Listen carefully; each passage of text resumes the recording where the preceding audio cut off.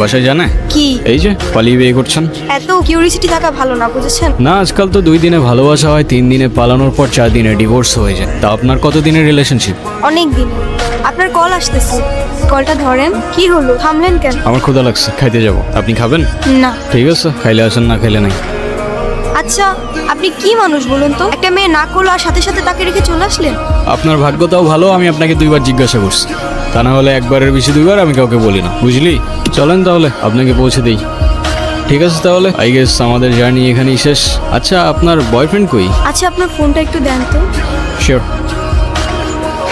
কি হয়েছে, তুমি কল ধরতেছো না কেন? আমি স্টেশনে এসে দাঁড়ায় আছি। তুমি চলে আসছো, আসলে একটা প্রবলেম হয়ে গেছে, বুঝছো? প্রবলেম মানে কি হয়েছে? আসলে দেখো, বাসায় সব জানাইছি। আম্মু বলতেছে যে মেয়ের বাপ মায়ের পরিচয়টাই নাই, সেই মেয়ের আমি ঘরে তুলতে পারবো না। আমার আসলে কিছু করার নাই, আমি আমার ফ্যামিলির কথার বাইরে যাইতে পারবো না।